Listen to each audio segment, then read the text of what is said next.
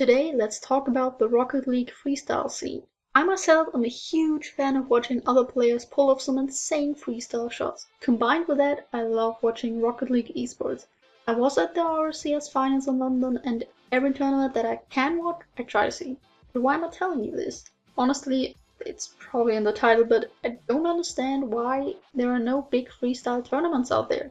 And in this video, I will try to make a concept for the way a tournament like this could look like, because you can obviously not just play and the player or team with the most goals wins. So let's get into some ideas that I have, and if you can add something in the comments below, I'd really appreciate that. Let's try to build a new competitive freestyle scene together. First of all, because there are 3 different playstyles, solos, duos, and standard, we have to decide which of these would be the most entertaining to play and to watch. As my preparation, I have been watching a lot of Jace's Freestyle Fridays.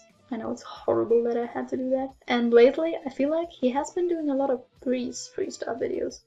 But I think a problem with that could be that it's really hard to score a single player if they are playing in a team. So in that format, you would have to score them as a team.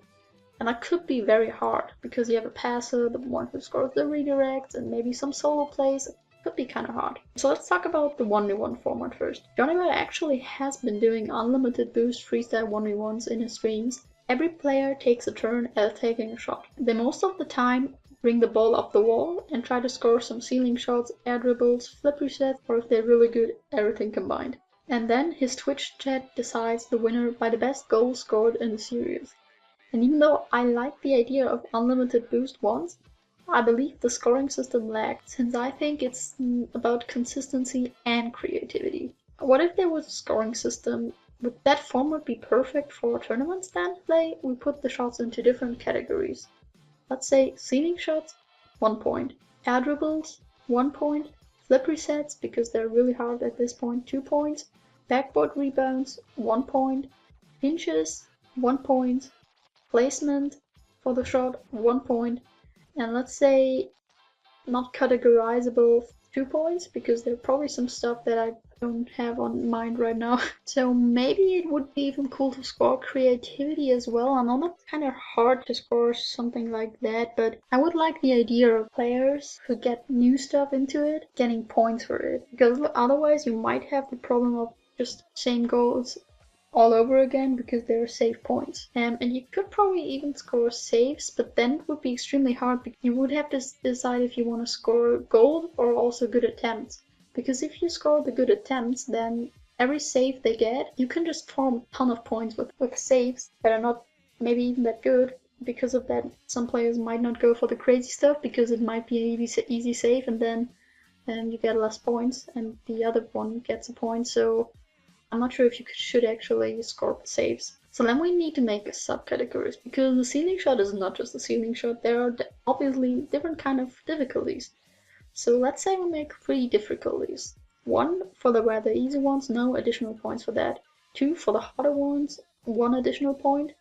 And for the nutty shots, 3 additional points. So I know that makes it quite subjective again, because what I believe is a nutty shot you might score as average. So there has to be some sort of jury, or the Twitch chat or audience decides.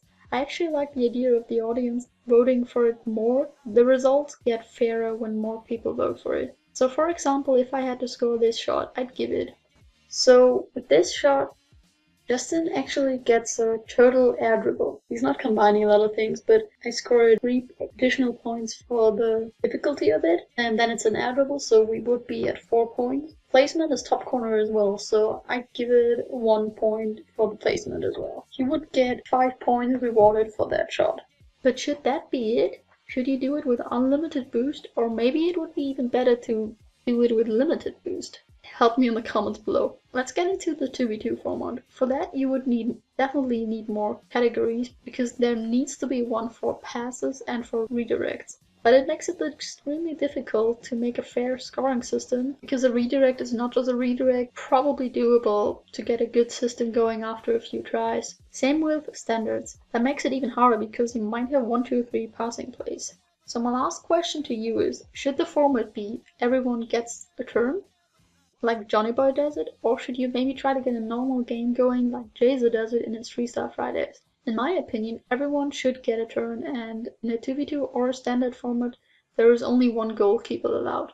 Because otherwise, you might get games with maybe a single freestyle in it because everyone always tries to get possession of the ball and intercepts maybe even on the walls, and that would ruin the fun of it. So even though I like the idea of doing it in a 2v2 or standard format, for now I haven't quite figured out how you can actually pull that off and make a fair system out of that. I know there is a huge freestyle scene out there, and I love to see the crazy mechanical skilled players competing in a big tournament.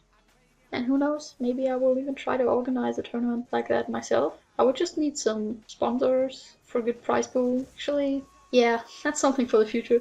So put your ideas in the comments below or join my Discord if you have extra stuff to tell me about it. And I will see you in the next video. Until then, bye!